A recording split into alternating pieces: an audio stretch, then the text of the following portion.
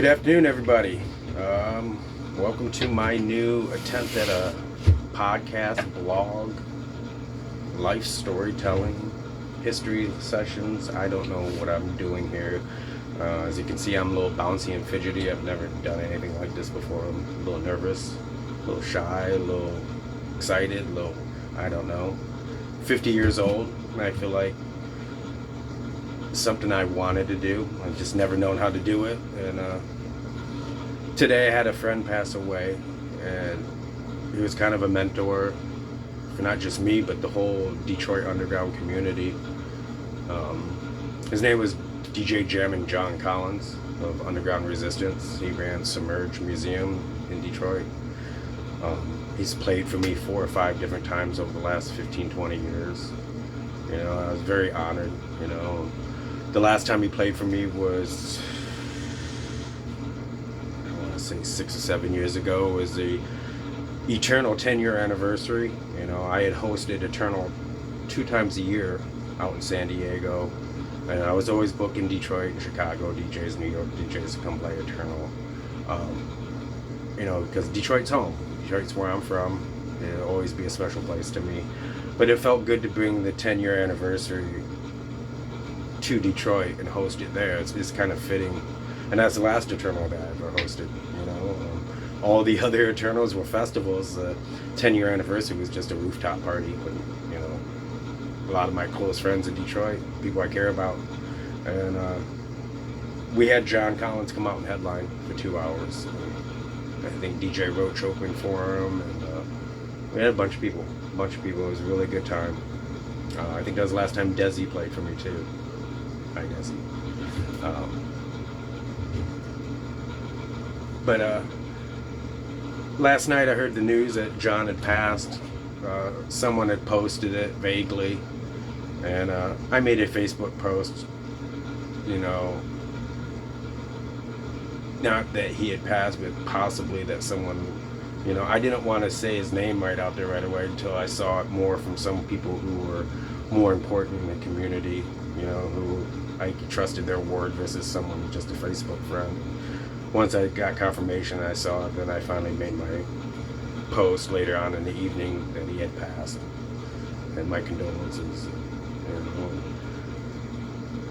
I'm grateful for being able to get to know John a little bit. You know, I mean, we only started talking here in the last, you know, like I said, 10, 15, 20 years since I was booking him. But I've been on dance floors with him playing behind the decks for 30, you know. I didn't move away from Detroit until 2000. So from the early 90s through up to 2000, you know, I was at all those parties, you know. They were, you know, those early parties shaped me into who I am musically, you know. I don't just play techno, I play a lot of house music.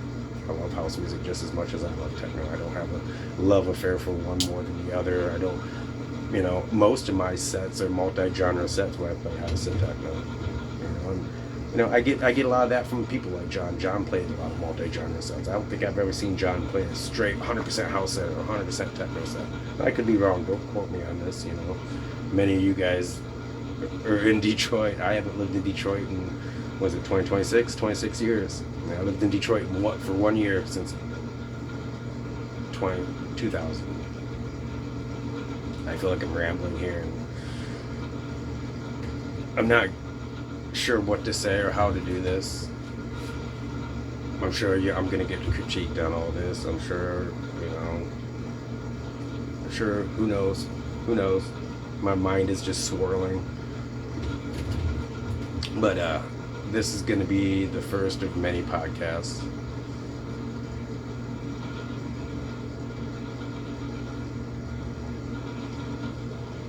I'm still stumped up over John passing away, you know.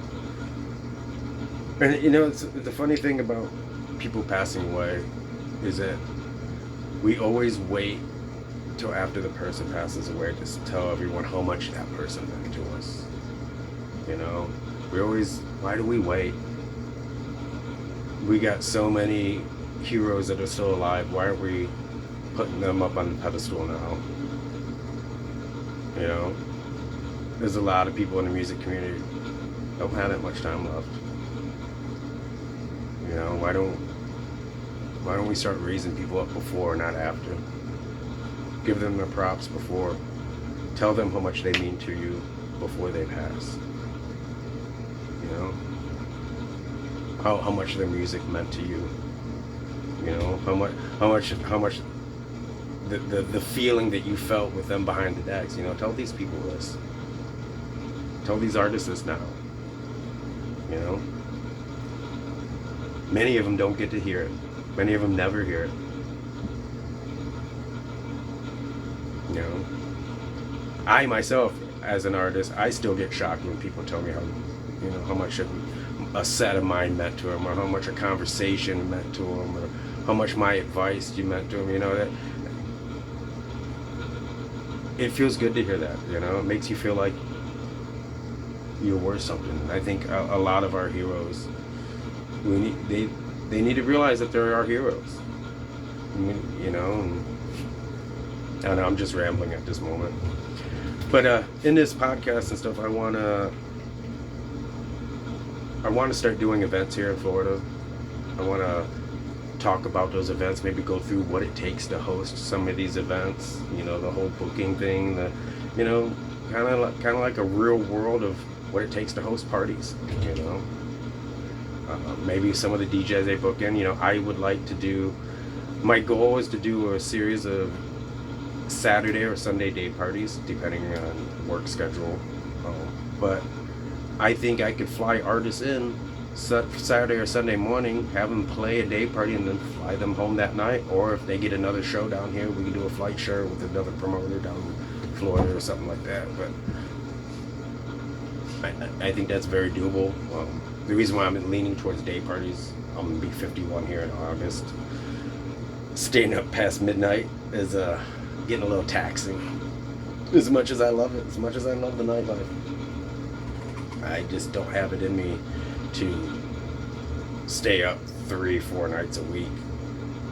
You know, and it's kind of scary to get back into doing events down here in Florida, because I don't have the energy to get out there and network and go to every single party like I used to in Detroit and San Diego. You know, you went to every party, you had flyers, you talked to people, you shook hands, you invited them out personally.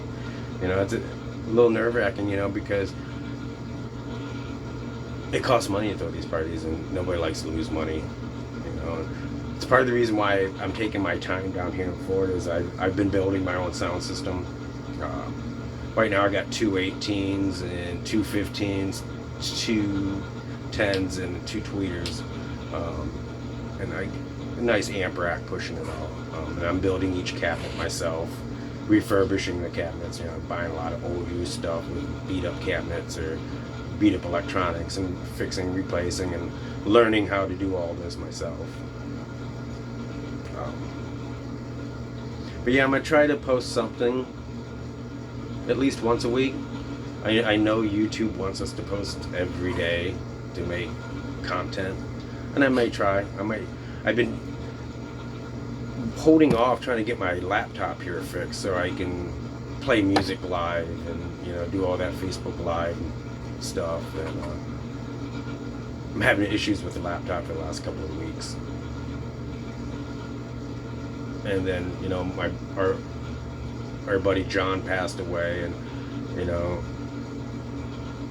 it just kind of dawned on me, you know what, just use my phone, do it now, don't wait, quit waiting. Life isn't gonna wait for me to get this shit going, so, you know, just put it out there, see what happens, keep doing it, you know, see if I can make something happen out of this. You know, I think this could be a good promotion tool for the events, especially as I'm bringing artists in and say they want to stay the weekend. You know, I can interview them here. You know, that'd be kind of cool. Interview, and I still could interview each artist at each event. You know, take them to a quiet area of the party before they play or after they play. And it might be something cool. You know, but I think showing the booking process and, you know, just what it takes. You know, to show some of these kids what it takes. You know. You know, you see some of these flyers back here, ain't none of this shit AI. I paid people to do these flyers, you know, show what it takes to throw quality events. And it doesn't take $1 million to throw a quality event. Not every party is Pack Sal's movement festival. You know, you could throw a good party with a couple $1,000. You know, I know that's a lot of money to some, but I think it's minimum to throw a couple $1,000 at every party to have a quality party. You need quality equipment for the artist to play on. You need a quality flyer. You need quality sound. You know, and that's just even before you get to the whole promotion thing. You know, you got to buy plane tickets and hotel rooms, and you know, a lot of artists ain't gonna come out for nothing.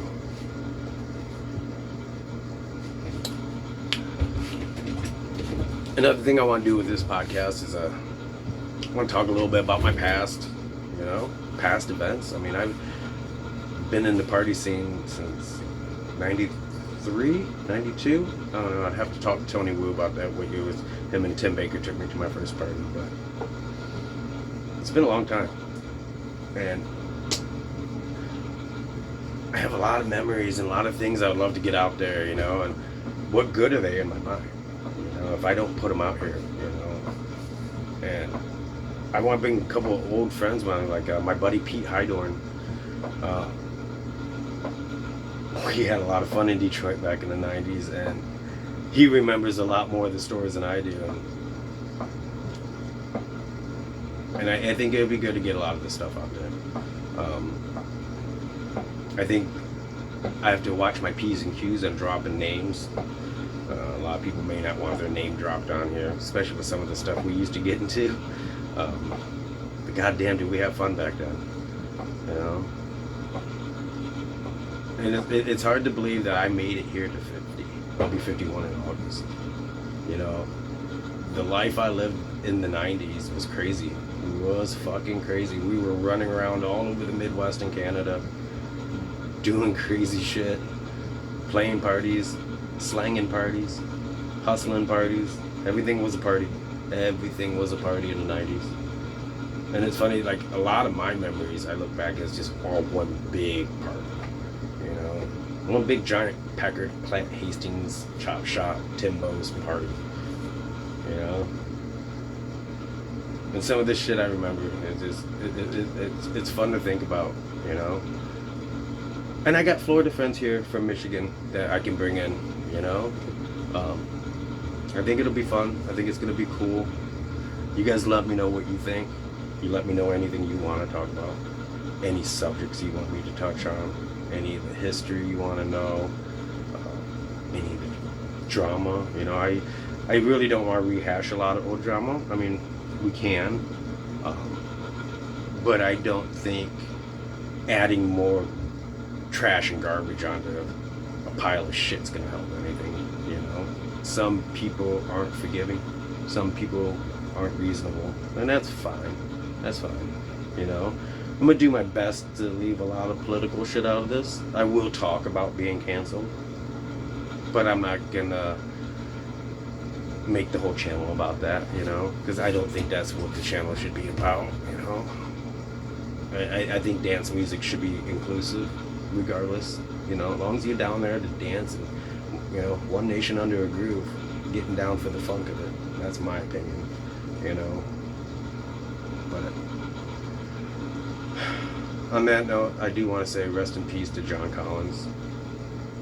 You know, I'm saying prayers for his friends and family back in Detroit. I can't imagine what you guys are going through. I don't know John personally. You know, I can't say I do. I can't say he was a best friend or anything like that. But no, he was a friend, and he answered my phone calls. I hadn't talked to him since right after COVID, but our last conversation was, "Hey, bud, I want to bring you down to Florida," and you know, we were talking about COVID, and he was like, "Yeah, he'd love to come down to Florida and play," you know, and I got wrapped up all into my own shit, you know, go back to being canceled. I took that shit really hard. It practically broke me inside.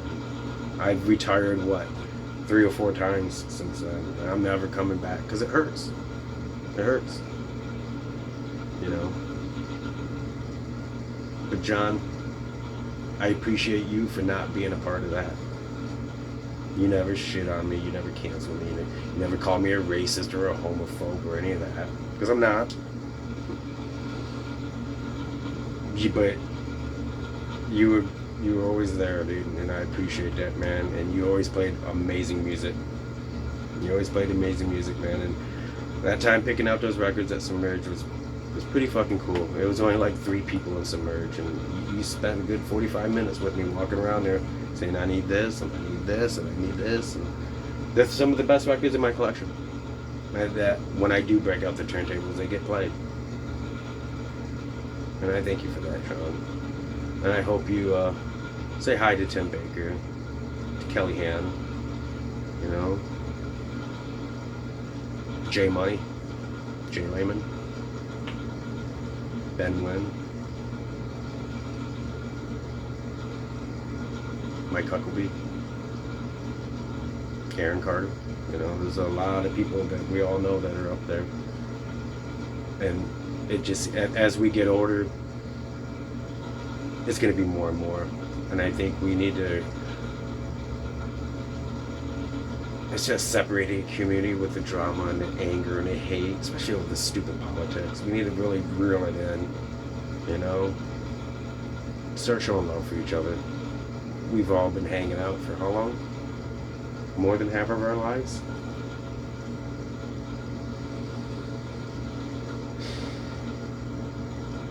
Rest in peace, John. I hope you're at peace. Bang it out, dear buddy.